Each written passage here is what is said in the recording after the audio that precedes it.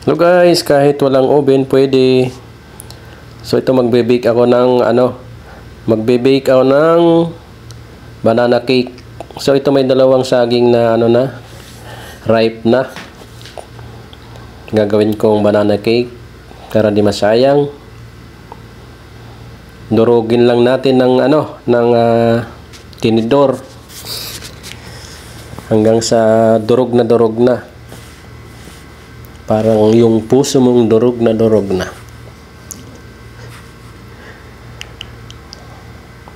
Yan, durugin hanggang sa maubos na lahat. Madurog na lahat. So, nag-try ako nakaraan guys na blender ko. Hindi maganda. Mas maganda pala yung ganito lang. Kasi, yung sa pag-blender masyadong napipino. So, ito, yung ganito lang. Napanood ko rin sa mas maganda yung ganito. So kaya ito na lang yung gagawin ko, na lang ng tinidor. Yan. Tapos maglalagay din tayo diyan ng iba pang sangkap.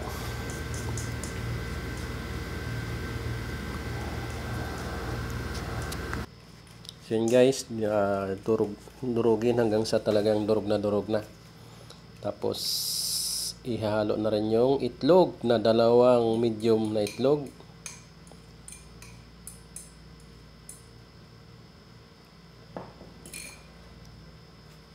Tapos, maglalagay din ng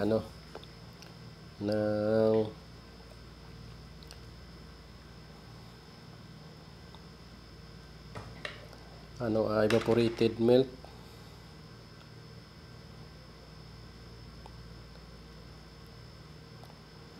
Evaporated milk ang lalagay 3/4 cup ya guys, 3/4 cup.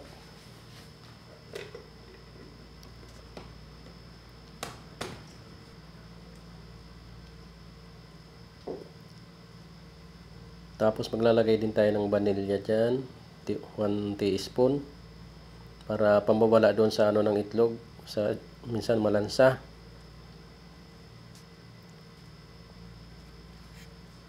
Tapos maglalagay din ng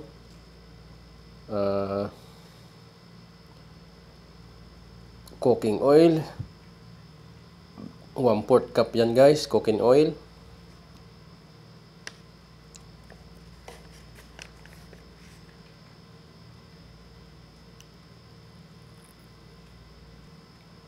Tapos maglalagay din ng asukal. Ang asukal is 1 cup lang ang linagay ko dyan guys. Bali, 2 beses pero 1 cup lang yan guys para tama lang yung tamis. Nasa sa inyo kung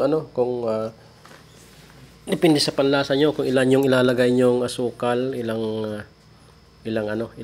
cup.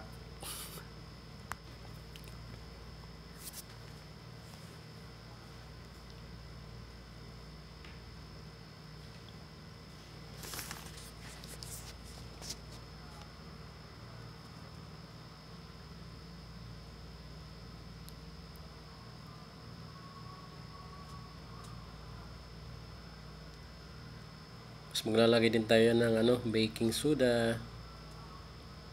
1 teaspoon baking soda.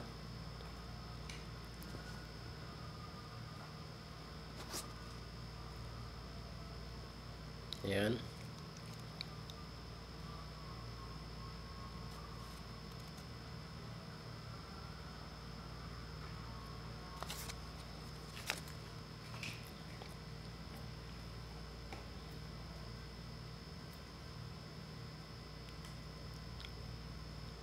Pwede rin kayo maglagay diyan guys ng yung cocoa powder pero hindi ako naglagay.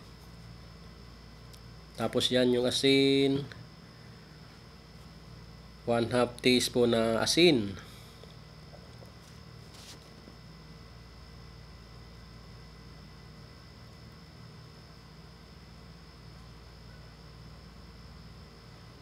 Tapos ilalagay na yung all-purpose flour. All-purpose flour na 2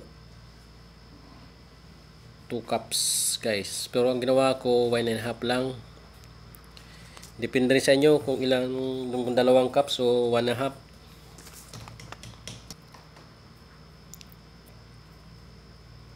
Tapos maglalagay lang din ng baking powder na 1/2 teaspoon. So yan, paghalo-haluin na gamit yung panghalo.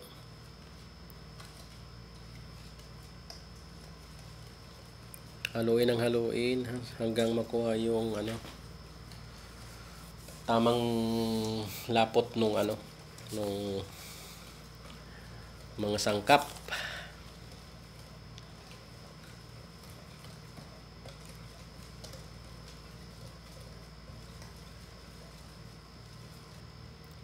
Tapos habang naghahalo ng mga sangkap guys, dapat nagpapainit na ng steamer para pagkatapos isasalang na lang yung yung ilulutong banana cake. So naglagay ako ng dito sa baking pan ng mantika para hindi siya dumikit. Tapos saka ilagay yung yung ng sangkap ng banana cake na ginawa. Tapos para mas mas maghalo yung mga sangkap pa rin, saka yan isalang na guys. Isalang na natin dyan. Tapos antayin maluto. So ito guys, niluto ko ng 1 hour kasi steamer lang yung gamit. Hindi kagaya ng oven na talaga yung niya, init.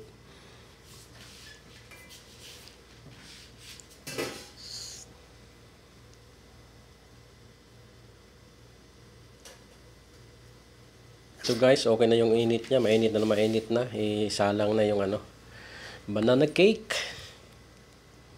Tapos 1 hour nating antayin yan, yung ng pagluto. So yan na guys, after 1 hour, okay na. So yan, pagkatapos palamigin, ito na, hihiwain na.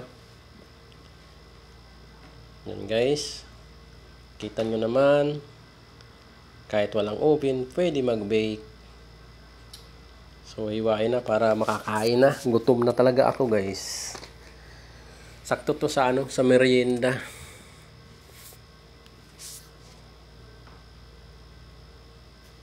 So ayos na yung pagkahiwa, dapat pantay, parehas para walang lamangan.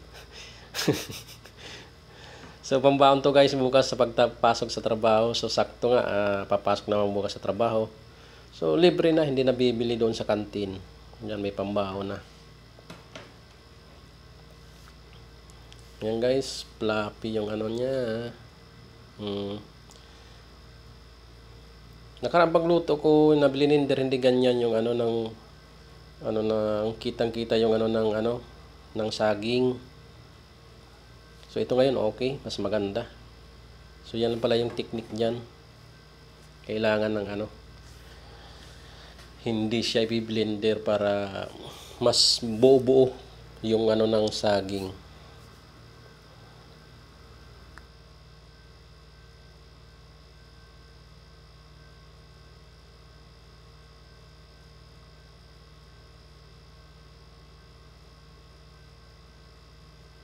Love you too, baby. Miss you.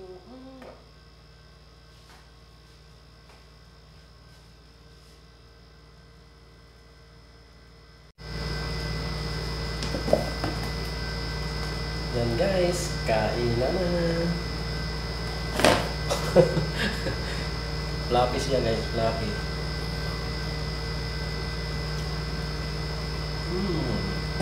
Sarap.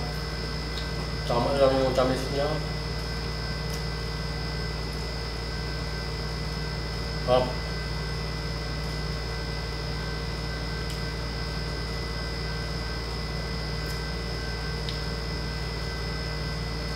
Hindi na ako pasuya.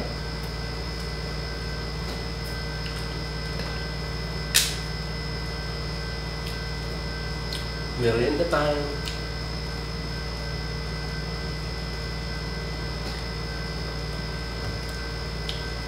Yun lang guys. See you on my next video. Bye bye. And huwag kalimutan mag-subscribe. Pag-like na rin yung notification bell para update kayo sa mga bagong videos na i-upload. So welcome back sa akin kasi ngayon lang ulit nakabalik kay YT tapos sa Kubo. Maraming salamat sa ating kakubo dyan na walang sawang laging suporta. Thank you.